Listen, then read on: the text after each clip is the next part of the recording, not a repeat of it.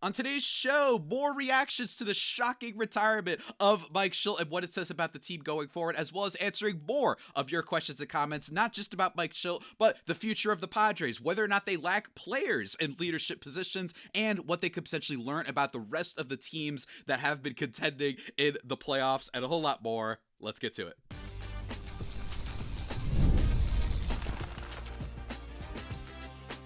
You are Locked On Padres, your daily San Diego Padres podcast. Part of the Locked On Podcast Network, your team every day. Greetings, ladies and gentlemen, and welcome to another edition of Locked On Padres podcast, which is part of the Locked On Podcast Network, your team every day, for Tuesday, October 14th.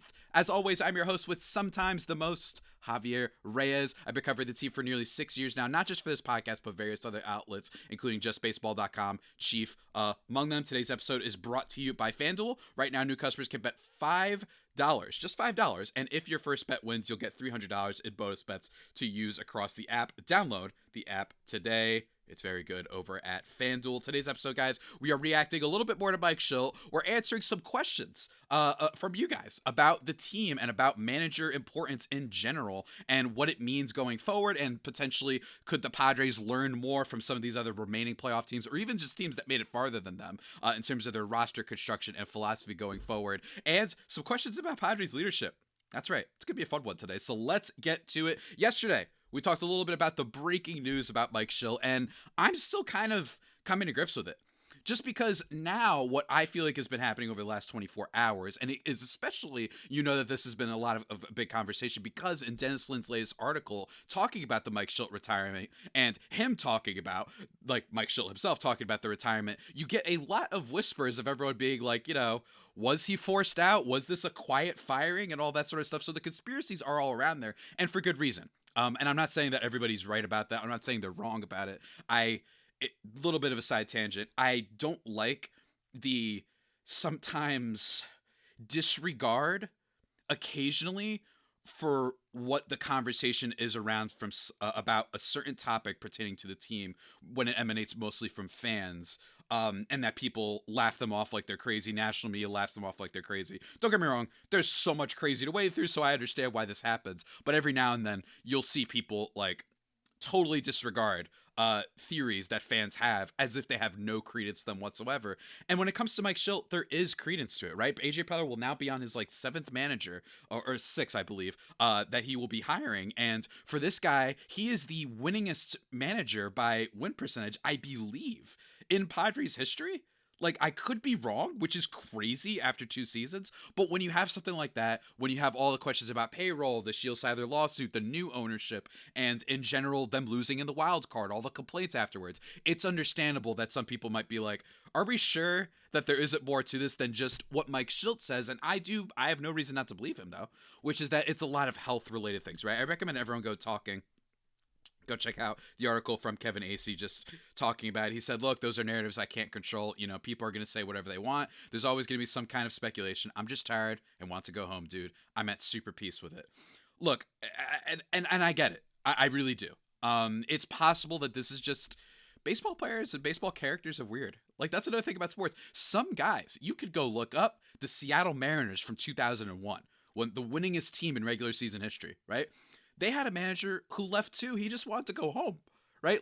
Guys sometimes have very human reasons for wanting to step back from something, and we should not completely disregard that. But it is okay to approach it with a layer of skepticism. Reading his note, though, which I didn't read on yesterday's podcast, Shildt said in the San Diego Tribune, "It is with a heavy but full heart that I am announcing my retirement from managing the San Diego Padres. It is a decision that I thought about during the season and became at peace with over the last 10 days. I gave every fiber of my being to help achieve Peter Seidler's vision of bringing a World Series championship to San Diego. We fell short of the ultimate goal, but I am proud of what the players, staff, and organization were able to accomplish the last 2 seasons. The grind of the baseball season has taken a severe toll on me mentally, physically, and emotionally.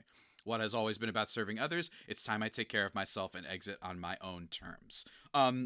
Look, and some other people will say, well, he's just going to retire and come back because the Manny Machado is such a headache. You saw how he complained after the wild card game. Maybe. It totally could be, right? But I will say that for some people who are expecting him to pull a Bruce Bochy, that Mike Shildt has managed a decent amount, and he has been in the playoffs a lot. I think that with some of those guys, like, well, Bruce Bochy has the World Series championships, right? There are other guys that come back into the league because they're bigger legends. I don't know if Mike Shildt is that degree that it'll be easy for him to just jump right back into Major League Baseball and become the Giants manager in 4 years or whatever the heck, right? And I've seen that theory floated around by fans as well. But again, it is really, really tough. That I just don't know. I just really don't know what's going to happen, right? And he said, but I can tell you I was sick a lot. I just wasn't feeling good. I was run down and I wasn't sleeping. And it's nobody's fault. It's just day-to-day stress. But, just unhealthy, man. And sometimes you got to take care of you, So, like, I read this article and I'm like, this could make sense. It is a little bit weird. I will say a little bit of a red flag that he would have been paid through the end of the year. I think he had like $2 million more annually. That's what's reported by The Athletic, at least. So I get it. But here's what I'm trying to say is I feel like it's dumb for me to say this as the host of a show who's supposed to give you guys information, but there's so many right ways and so many ways to view the Mike Shildt retirement. Like, whatever fits your kind of notion, whatever your preconceived notion is, it kind of fits. You think that he was actually fired? I could see it, right? You think, like me, maybe he really was just like, I'm tired, man, and I like the idea of just chilling in my North Carolina home, right? Like, just doing that for a while, and maybe I'll come back later, but I need a break.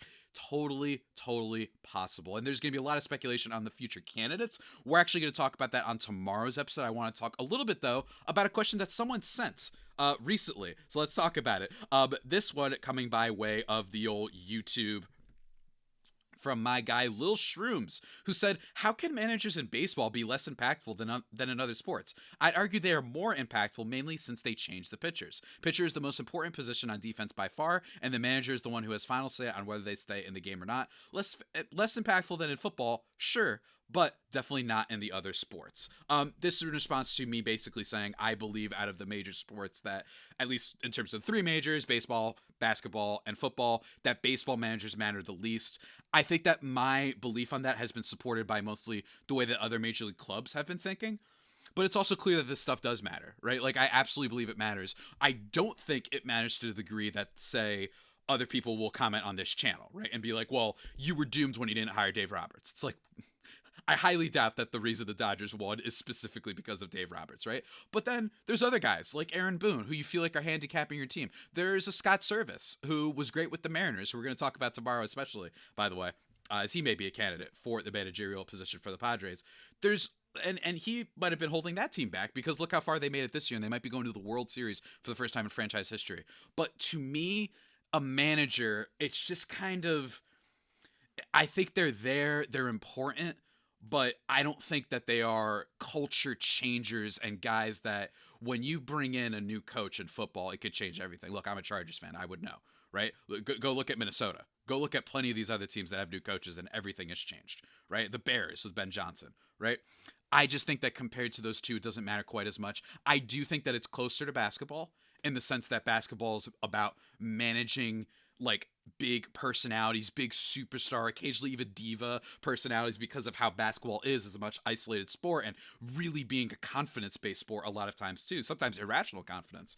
And in baseball, I just feel like we've seen too many times that there are weird personalities, people who straight up don't like each other. I like using the example of Jeff Kent and Barry Bonds making the playoffs, one of them winning an MVP, and those two reportedly literally fought in the clubhouse. So in my opinion, it matters the least. That doesn't mean that it doesn't matter at all, but in my opinion, the least, just to answer your question, Lil Shrooms. But we're not done answering some of your guys' questions. We also got to talk about the rest of the playoff field and whatnot. All sorts of stuff, right? We got to talk about it in just 1 second, guys. But first, a break to hear from one of our sponsors. And that sponsor is one you've heard many times before because it has helped many people over the years. And that's our friends over at Monarch Money. Many people, they can't even name all their financial accounts or even what they're worth, whether it's 401ks, properties, or investments. And when you don't have the full picture, you can end up leaving money on the table. And that's where Monarch Money comes in. It's built for people with busy lives. If you put off organizing your finances, Monarch is for you. It does the heavy lifting. You can link all your accounts in minutes, see clear data visuals, get smart categorization of your spending, and finally feel in control of your money without ever touching a spreadsheet, right? It's great. Maximize your investments, increase your savings rate. You can easily review it with your partner or financial advisor. It's great. Keep a clear view of your financial health week to week and long term. Don't let financial opportunities slip through the cracks. Use code LOCKEDONMLB at monarchmoney.com. And if there's any confusion, Monarch, MONARCH, in your browser for half off your first year. That's 50% off your first year at monarchmoney.com with code LOCKEDONMLB. Go check it out.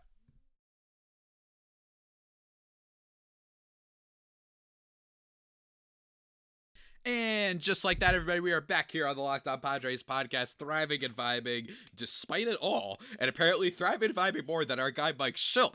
Rest up, big man. We love you very much. I know that not everybody loves him. And I do believe that there is an opportunity, definitely for a better manager potentially for the Padres, someone who's more forward thinking. It is totally possible. But again, and I forgot to mention in the first segment, like Kevin Acee did a segment on foul territory, just emphasizing that he doesn't think Shildt is, that there's too much to this, right? And that he really does think that it's health. He thinks that he's let him know off the record, all these sort of things. And I know that many of the Friar faithful are wary of Acee, right? I get it. And I know that it's weird that just a few days ago, Acee wrote in the Tribune about how it was expected that Preller and Shildt would remain. But hey, things change, especially in news. I would know that as someone who does vaguely journalistic stuff every now and then, if you could call me that. But let's continue talking. Let's change course a little bit instead of talking about Mike Shildt and talk about the team more in general, right? And what I mean by that is I want to talk about what we could potentially learn from the playoffs. At Mark Fan, and spelled PHAN, 5835 says, we need to emulate the Milwaukee Brewers. They have no real stars or divas, yet they hit the ball. They hit the ball, and then they hit the ball. You know how to hit the baseball and score a run. We do not. Get rid of the divas, get rid of the stars, and build a team with chemistry that loves baseball and knows how to hit the ball. Tired of this losing. So, first of all, I'm going to start off very calmly and say the Milwaukee Brewers are a well-run team when it comes to player personnel, when it comes to their GM, when it comes to trades. They are a horrible organization in terms of what you want to emulate to actually win a championship. I'm going to cite this as many times as possible. Right? The Milwaukee Brewers, I believe, are something like 22nd in spending, if I'm not mistaken. I could be wrong. And I believe that the Mariners are like 14th or 15th. Over the last 33 years in Major League Baseball, there have only been 3 teams outside the top half of payroll to win a World Series championship. And the last time anyone won in the bottom 10 of payroll was the 2003 Miami Marlins. And that team also happened to have Miguel Cabrera. So they hit the ultimate jackpot on great young guys that could contribute immediately, right? Miguel Cabrera, Hall of Famer, right? I think, though, that it's understandable why people think this. Now, here's the thing. Getting rid of stars is not the way, right? Owners want you to think this, Mark Fan. They want you to think that the way to win is this way. And guess what? The Milwaukee Brewers have had an easy division for a long time. And they've made the playoffs a lot. And I'm not even going to hate on them too much, in my opinion, when they lose this series against the Dodgers. Because bottom line is they won a lot of games. And losing to the Dodgers isn't, especially this Avengers Endgame budget version of the Dodgers, is not something to be disgraced by. It's something to be upset about, or at least you should still feel proud that you were able to compete in the first place, right? But I'm just saying that that's what owners want you to think. They want you to think that that's the type of team to emulate. Them, the Cleveland Guardians, the Tampa Bay Rays, when I'm like, this is the only sport. I follow other sports, guys. I follow basketball and especially football. Every 3 minutes, everyone's talking about the playoffs and they can't get it done when it matters. Why is it, do you think, that they don't use that same sort of spiel in baseball? One, because it doesn't work the same. You can't say Mike Trout choked. It makes you look dumb because you're like, well, there's all these other guys that he can't make better, right? Like, it's not his fault. He's been a 15-win player for the last, 20 years, right? Like, he's been amazing. First ballot Hall of Famer, to be sure. But it's also because, in my opinion, people just are obsessed with the Moneyball way. And they think that Moneyball is real. Guys, the Moneyball A's would have won a World Series if they spent any money. Go look up. Forget Scott Hatteberg and Jeremy Pena. Not Jeremy Pena, and Jeremy Giambi, rest in peace. Like, all of the little moves that they made, the Hatteberg, the guy that they had throwing funny, like, that part was big. And it showed you that there are different ways to build out the depth. Some of the side characters, the supporting characters, your Pippins to your Jordans, right?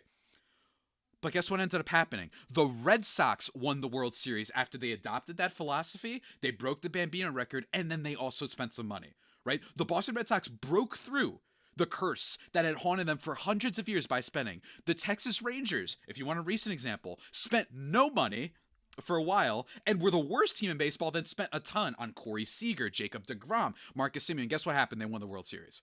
And I just think that with Moneyball, people forget that rotation was crazy. And if that A's front office had spent any money, they have so much better of a chance at winning a World Series, especially back then. Go look up at that rotation. It was cracked. And they don't mention to you, by the way, that Miguel Tejada won the MVP that year for that team. And he was excellent. So that's what I'm trying to issue is, yes, there are aspects of the Brewers. Maybe don't overcommit on every single player that looks pretty good. Don't extend every player. And that goes for even some of the good ones like Jackson Merrill. Don't contain and remove your flexibility as a franchise, but you don't want to only operate as the Brewers because while yes, it is disappointing when you're the Mets and all these teams, it's nice to actually be a contender. And that last 33 years example is all you need to know about that. So I understand with the Brewers, but come on, let's be real here.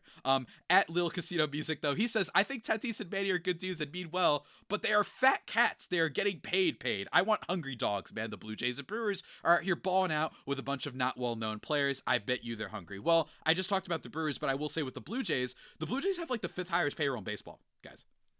Right? Like, they're huge. They have Vladdy Jr. They went and paid all that money for George Springer. They went out and got Kevin Gausman. Right? The Blue Jays, I believe, if I'm not mistaken, I could be dead wrong about this. I'm looking up the payrolls right now. The Toronto Blue Jays are 5th in payroll. So just because you don't know them doesn't mean everyone else doesn't know them. Spending is key, guys. It doesn't mean you spend only. You don't have to. Remember, I said top half of payroll, right? You could still win a World Series and go really far if you're not number 1 or anything like that. But the idea that it's better to build and hope that Bryce Turang goes off is not the way to go about things, at least just in my opinion. Last question, though, before we enter the break that doesn't have to do with this, and we're going to talk about some trolls and whatnot in just a minute in the last section. But at Cam Wordplay says, major kudos for your harangue on Dodgers fans and the taunting of players versus fans. I'm with you 100% on that. But not sure if I agree with your take on the Padres' loser mentality. What other mentalities should professional athletes have in the immediate aftermath of performing below expectations, getting hosed by an umpire, and losing a tough series, which could have ended much differently had they been given just one home game? You even said you'd rather see negative passion than no emotion at all. Maybe it's good to see that the players don't shrug off losing and sugarcoat everything the way their manager does. Before you can win, you have to really hate losing. So let's lose 9 or 10 fewer games next year and play 3 or 4 World Series games at Petco in October, basically, right? Cam, totally get your point. I think that for me, the issue was it looks bad that there was one call that didn't go your way and you're having players publicly comment, whether it be on social media and whatnot. You're having players, I understand in the moment, but the waiting for the umpires, it just looks bad for a team that has a huge payroll and didn't score at all, right? Like, I think that's my issue. And you combine that with the lack of any offensive output last year, it's like, guys, it just looks a little bit bad that you're almost, it feels like, and maybe this is unintentional, they just lost it in the heat of the moment. It just feels like, guys, you were like 3 of 29 with runs in scoring position.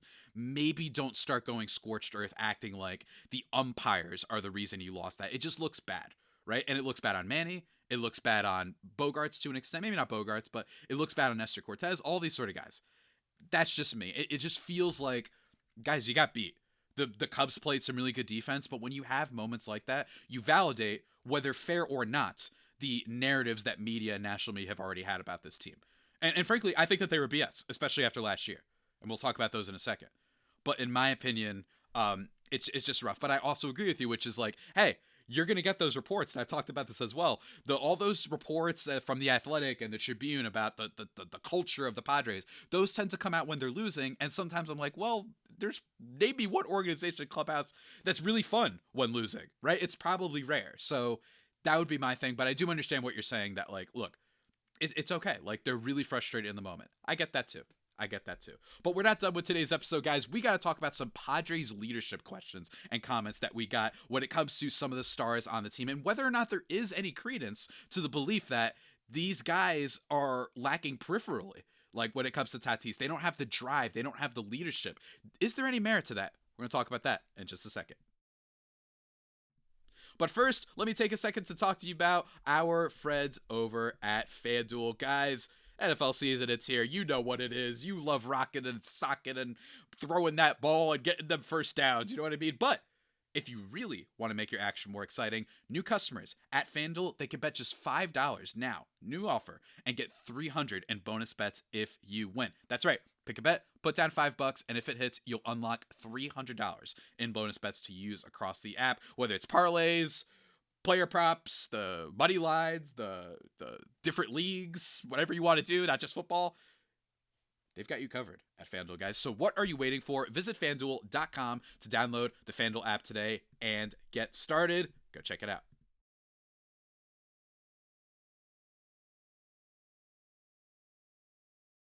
And just like that, everybody, we are back here thriving, vibing on the Locked On Padres podcast, still responding to some of your questions and comments. And because it's the third section, why not? Let's react to some trolling, folks. Why not? At Garrett Boyer 458 says, I am a Dodger fan, but definitely not a Padre hater. I am sorry, but I really think Machado is likely a big part of the problem with the Padres organization. I never liked the guy, even when he was a Dodger, and I just don't see any chance of him growing up. The guy is in his 30s now and still acts like an idiot on the field. He is the big star on the team and is the guy everyone looks to as a leader. Obviously, with this contract, it would be hard to move him, but it will be a lot harder 4 or 5 years from now. If I was Predator, I would be considering it. So first thing, Manny Machado has not been a on-field nuisance, dirty player, whatever, basically since 2019. Like, he really hasn't had anything. Like, at all. Not really. Not real things. Like when he's throwing his helmet at Donaldson, when he slid into Pedroia, some of the comments that were ill-advised, the no Johnny Hustle thing, which it's been like 6 years and people still bring that up. And it's like, well, then tell me why all of your favorite Johnny Hustle players have not played in more games than Manny Machado. I'd like to understand that. So there are some things that I like to defend Manny against. And next, just a little thing, guys, everyone who keeps, because this has to do with other questions too, not from Dodger trolls or anything like that, but you guys need to get rid of the idea that you could just trade stars like this. Once they're signed to these contracts, because baseball is a very broken league, there's only like 5 teams that are going to want to trade for them potentially because of the money and because owners are cheap, right? So even if, say, Milwaukee, right? Milwaukee's a good example. Not necessarily the best, I don't think, best third baseman in the world. I could be forgetting, right? Wow. Get a Manny Machado. We're contending. Maybe he puts us over the top, give us that extra player, that veteran star, right? But Milwaukee doesn't want to spend. They don't care, right? Like the ownership group does not care about their product on the field. They just care about maximizing money from revenue sharing, right? And if their team is good, then great. That's cool. It helps us. It helps put out the facade that we're actually trying, right? So I would disagree with that, and everybody needs to remember you can't just trade these guys. It's not happening, right? It's just not happening. This is not like the other sports where you can move guys around, right? It's just not. So there's that. But we got some more trolling, right? We got someone else that said Nicholas73004. The Dodgers didn't want to keep him for a reason. They had him for half a season. Knew he wasn't a keeper. Again, I think Dodger fans keep wanting to stress and keep wanting to put up this idea that while they are, in my opinion, one of the 5 or 6 best run organizations in the league, they really want you to think that they know everything from a fundamental level, and there's a reason they keep winning. And no, it's not that we spent $2 billion over the last 2 years. It's that we have Dave Roberts and strategy, and it's like, no, it's probably Dave Roberts and strategy, 30% of it, right? But then 70% of it is probably the money, right? So we need to chill out on that. I think it's probably because that at the time when Manny Machado became a free agent, one, they didn't want to have that big of a contract, and at the time they actually weren't doing those big contract deals. And then what ended up happening later? They ended up signing Mookie Betts to a big deal, right? So I think it's more that they were like, we know some guys down the line that might be better, and the Dodgers weren't doing this sign every big free agent thing until recently. They spent a lot of money, but not top free agents, and there's a difference. But continuing to read on.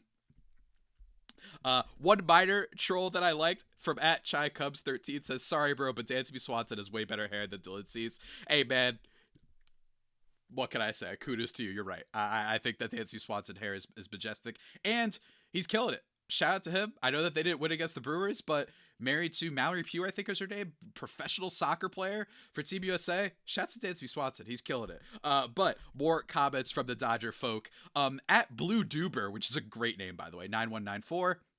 Says, Dodger fan here, so rather than the usual trolling that goes on between us, this is an honest take from Dodger fans I've talked to at Chavez Ravine about why we hate the Padres. Hold on, I like that. Not trolling. Don't worry. I have something to share from you from Dodgers fans at Dodger Stadium. I'm sure this will be objective, but let's go on. I love this stuff. I never get enough of it. The number one answer I got by a long shot is how the Padres carry themselves at Dodger Stadium. They walk around acting like the 27 Yankees when they haven't won a damn thing. The Giants are our historical rival, but there's a level of respect with the organizations. Hey, speak for yourself, because I see Dodger fans trolling and acting like the Giants people don't exist at all. And I'm like, didn't they own y'all throughout like the entire 2010s? Like, what's going on? They pretend they don't exist, and they won more than them, and they still have more than them. But anyway, Shildt is a desperate clown trying anything to keep them from going home early again. Like our team says, we're not the ones pulling all these tantrums and Bush League antics. There's the thing. It's the whole Padres organization mindset. We can't beat the Dodgers, so we pull post Kershaw crying on the Jumbotron, Machado constantly trying to call the team out to fight over every small incident during a ball game, Machado firing a fastball at the Dodger dugout in another tantrum, now they're going after the umps. It's laughable. When the Pods start acting professional, they will get more respect. So this is total BS, right? I do understand your idea of like carrying yourselves a certain way. But I think that this comes from a place of you're just mad that people are confident and they're like, let's go out there and beat our nemesis, right? Instead of going into your ballpark being like, wow, the Dodgers, wow, what an honor. You know what I mean? That's the vibe that I get from Dodger fans, that they're upset that players aren't like all just kissing the feet they walk the way that the national media does, right? Next, I would say your comment here about the Jumbotron, I don't know how many times I have to say it. Softest fans of any sport are baseball fans. You guys are still bringing up a meme that the Padres used. A meme. As if they insulted his family, right? Who cares? And by the way, do the same to us. Do a crying Manny meme. I don't care. It's a meme. Stop being so soft. And then the last thing, Manny Machado threw a ball like into the ground that didn't get anywhere near Dave Roberts. And Dave Roberts then cried and used his media lackey, Ken Rosenthal, to write an entire article slandering him. That was just totally ridiculous. Guys, we have the replay. Go look it up. It doesn't even hit him. And then Dave Roberts was like, oh yeah, I was just trying to get my club going. Like, even he knew it was nothing. And by the way, what else happened that game? Blue Duber, what else happened that game to make Manny do that? It's unbelievable. It's unbelievable. Dodger fans on the internet, man. Dodger fans on the internet. It's incredible. We could throw beer and hit your guys, but you threw a ball into the ground that was 15 feet away from our manager, so we're the victims. Okay. Next one. And this one I think is important. At Subaru, at sub04ARU, Subaru, whatever you want to call it. Javi, I still don't think you understand the point being made about the Profile Tatis Machado attitude towards fans. Yes, the fans can be stupid and whatnot. The criticism is that those players don't act like championship caliber players. Okay. Since it's Dodgers you're screaming about, I want to ask if you honestly think that the trio of Mookie, Ohtani, and Freeman would act like Tatis, Profar, and Machado do. Would Mookie stick his tongue out and wag his head around at the crowd making middle school faces, or prance around and hump the air towards the fans? No, that's why they get bleep, right? It's too bad you're a Padres fan, because from the outside you'd see how immature and douchey those Padres stars come off as. MLB should step in and remove Jack Sabero from that toxic clubhouse and save his career now before he's out there embarrassing himself with the rest of that clown show. So here's the thing. Number one, Dodgers fans, what happened before Tatis wagged his tongue and was doing at the crowd? What happened was they were throwing beer at him, and he literally didn't even do anything. We have video. They threw stuff on the field. They had to stop the game. This is a real thing that happened. National media won't tell you as much about it, right? Because it doesn't fit the narrative of how great the Dodgers are and how it's a city of stars and this is great. They threw beer at him. But it's a problem because he just went like that and was just trolling? Why is that a problem? Talk about what happened first, please. And number two, Ohtani, ain't no way in heck you getting me dogging against my man like Shohei Ohtani. We love him. We love him. He's great for the sport, a demigod, everything. Freddie Freeman and Mookie Betts, I think you should be careful because it's not like those two are totally innocent. Mookie Betts has defended a guy who 2 years after the fact, it basically we know is a bad human being in Trevor Bauer, and for no reason whatsoever decided to be a Bauer apologist, a guy who is a sexual assaulter, and all these things, right? Like, that's what he did. Freddie Freeman, the first thing that he did when getting to the Dodgers was seemingly having the worst sort of demeanor and constantly making quotes and how much he misses and is really upset at the way things went out with Atlanta. It's like, dude, you're on a new team. Why are you basically saying I really miss being a Brave? So that's not a good leadership moment, right? So Freddie Freeman is innocent. And also, this is a guy who was criticizing Ronald Acuna Jr. because of the way his hair was and because of how he wore his cap backwards. Freddie Freeman, Ronald Acuna Jr. Really, Freddie? You want to be in that position? So let's not act like the Dodgers guys are crystal clear perfect. They're great. They're great. I think that Mookie Betts and Freddie Freeman have been great leaders of the team. But the idea that, like, Tatis wagging his tongue is the sign of immaturity, but defending abusers who are out of the league 2 years after the fact, and also making it seem like you don't actually want to be there, and then criticizing your own teammate for how he acts, which has nothing to do with his we know, everybody knows what I'm alluding to with the baseball cultural problems. That's no problem? Okay, that's ridiculous. Last comment, though, from the trolls. At his age, Manny has to make a choice. This one coming from at Mr. Belinsky 1009. At his age, Manny has to make a choice. Does he want the championship or the numbers on the back of the baseball card? He's not a young guy anymore. He needs to take days off and get his body ready for the postseason. If he has to go on the 10-day IL, rest the muscles, do it. The Dodgers learned their lesson in 2024 that having guys ready in October is way more important than 108-win seasons that nobody remembers. This year, you saw it. They didn't give a bleep about number of wins. They just wanted to be ready for an October run. I don't think it's that they didn't care about wins. I think it was just that their whole team was, at least their rotation was really hurt. Right? And Mookie Betts was super hurt to start the year. I think that's what it was. So they're like, all right, wait, let's chill. And also because they have so many players, they don't have to rush anybody back, right? Again, Padres aren't lucky enough to have a demigod on their team. So there are going to be times when it's like, dang, we really need Machado to get as healthy as possible. And you're also putting out an assumption that Manny Machado has been playing hurt, or any player has been playing hurt, something that can't be validated unless you are just a YouTube commentator who goes on those doctor channels and knows everything about the human body now and whatnot. So that's just me.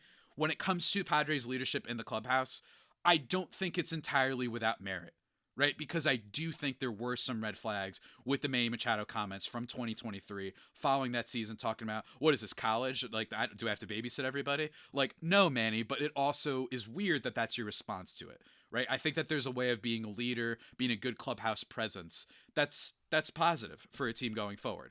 But we don't know for sure how he is. That's the problem. It's a lot of speculation, and Dodger fans, again, are just trying to prove that spending $3 billion to get a championship is super interesting and everyone should kiss their butts, right? That's basically what's happening here. But I wouldn't lie to you. The Padres have had some tough moments, right? Like with Tatis' immaturity early on, with the suspension at the timing of the Juan Soto thing. And not necessarily Juan Soto, but the fact that he knew he was going to be traded probably and that he wasn't going to stay there, that creates a weird dynamic. I do think that there are some dynamics that could be an issue here. But this diva thing that Manny's playing for baseball card stats, I don't think it's that. I think he's just healthy and just didn't play well. I think that that's what happens, especially when you're 34. That's just me. That's the end of my rants. Stay tuned for tomorrow's episode, guys, because that is about it for today's episode of Locked On Padres podcast, the only pod that may be better than the Padres themselves. Went a little bit over time, but tomorrow we're going to be a little bit more condensed. We're going to talk about the biggest candidates, the most common names that have been mentioned to replace Mike Shildt. And then on Thursday, we're doing a Jack Sabero player review, all the good, the bad, and the conclusion about his 2025 season. And then Friday, Jake Garriani of CBS 8 Sports San Diego is coming on the show. And I'm just going to pepper him with a bunch of questions about Shildt, about the offense, about some of your guys' mailbag questions, and a whole lot more. But until next time, stay safe, and of course, stay faithful. My Fire Faithful homies, take care.